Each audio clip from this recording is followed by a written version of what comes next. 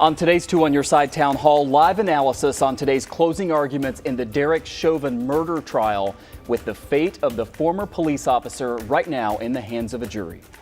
Plus, expanding capacities at more businesses and institutions. We spoke with the Buffalo Zoo about what guests need to know ahead of the changes next week. And with Earth Day coming up, you could call this Earth Week, and we're going to be taking a special look at the climate challenges facing our country and the globe. That is coming up.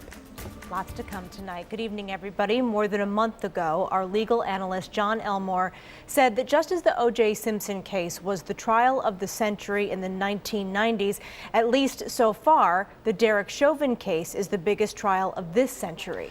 The world has been watching as the former police officer has been tried in the killing of George Floyd. After 45 witnesses and almost 3 weeks of testimony, Chauvin's fate is now in the hands of the jury, 12 men and women who are deliberating as we speak. So today, they were given jury instructions from the Hennepin County Judge Peter Cahill, and then they heard hours of closing arguments from the prosecution, the defense, and then the prosecution again. And then came this. Now, members of the jury, the case is in your hands as judges of the facts. I am certain that you realize that this case is important and serious and therefore deserves your careful consideration. And seconds later, deliberations got underway. And joining us live now is the aforementioned John Elmore. He has been following this case closely to provide us legal analysis. John is a former state trooper and current defense attorney. And John, we thank you again for being with us tonight. And thank you for having me. So, John, before we get your thoughts on what we witnessed earlier today and as we look forward, I want to play for our viewers some of the key moments during closing arguments today. We'll start with the defense, followed by the prosecution, which wrapped up its rebuttal just a short time ago. Listen to this. You have to look at it from the reasonable police officer standard. You have to take into account that officers are human beings, capable of making mistakes in highly stressful situations. In this case, the totality of the circumstances that were known to a reasonable police officer in the precise moment the force was used demonstrates that this was an authorized use of force,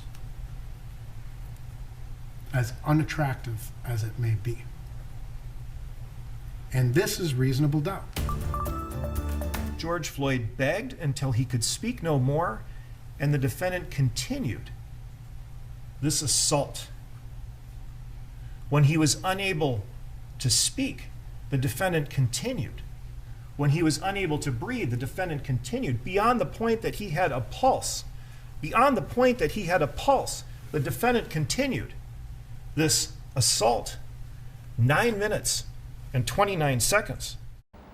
So, John, let's start with the defense side of this. Chauvin's attorney, Eric Nelson, actually apologized in advance for how long his closing would be. I think it ended up being close to 3 hours long today, and he kept going back to that phrase, a reasonable officer.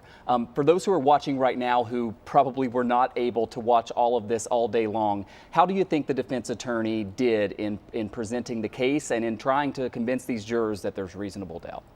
Well, the defense had a very difficult job in overcoming the 9 minute and 29 second video where George Floyd was handcuffed, motionless, and had Chauvin's knee on his neck and other police officers holding him down on the ground. The law says that a police officer can use reasonable force, necessary force, to effect an arrest. That force changes when the defendant's resistance changes. And what Nelson tried to do is try to divert the jury's attention for the 16 minutes before Floyd was handcuffed, and talk a lot about the resistance that he gave when he was trying to be placed in the car, but he really tried to deflect what happened at the time when they had him on the ground and they had him under control, and he had a very difficult time breathing. He did the best that he could with the facts as they were laid out in front of him. Let's look at the other side now. One prosecutor gave the first closing argument and then another did a rebuttal after the defense. What do you think was the main message of the prosecution, and was it effective? The prosecution to no surprise, presented a case, and they were consistent with their closing arguments. First of all, believe your eyes, this is a homicide.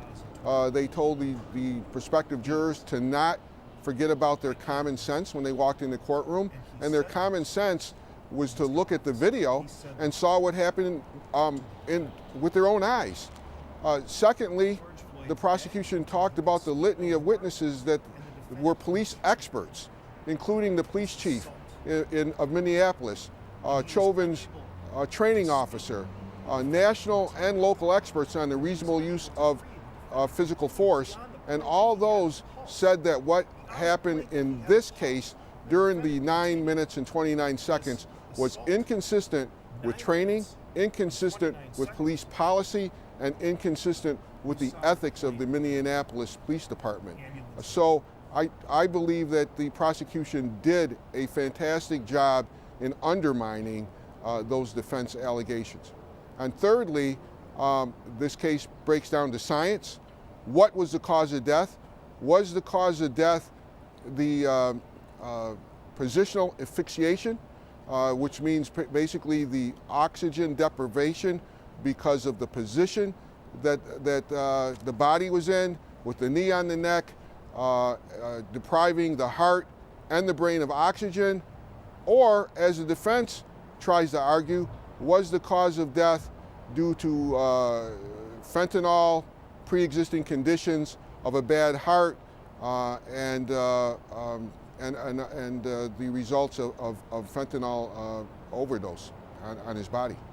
Yeah, John, you've told me multiple times what sticks out to you is this is a case in which you have so many people in the police hierarchy and so many experts in law enforcement testifying against the officer, and it was compelling to watch all of that. You've been following this closely for a month now. You've seen all the evidence, heard all the testimony, now watched these closing arguments.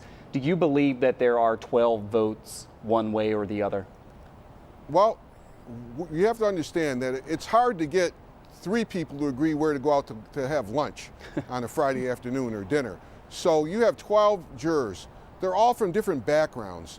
They're all from they all have come from different sociological backgrounds, neighborhoods. Their life experiences are different, and their views of the world and their views of life are different. Where do they get their news? Where do they work? What is their educational background? And because they've not, like a normal jury, seated together and got an opportunity to get to know each other, they've been separated by glass and separated with 6 feet in distance. So this will be the first time where they're really going to be in a room to discuss the trial and the evidence for the first time. And I think that it is going to be a while before all 12 jurors agree. Some probably have opinions very strongly, one way or the other, but again, the prosecution has to prove the case beyond a reasonable doubt. The judge has instructed them that if they have any doubt whatsoever that's reasonable, then they must find the defendant not guilty, and I believe that it'll take a while before they get that. There was a lot of evidence.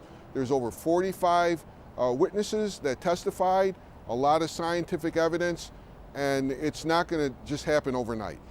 Finally, John, we have about a minute left. Walk us through what happens next now, because the jury has the case now, and the jurors are sequestered and will be, correct, until they are able to reach a verdict on each count? That's correct. The jury is going to be sequestered in a hotel room.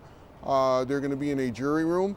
Anytime they want to see pieces of evidence, in a normal case, they would be able to be handed the evidence, look at it, review it.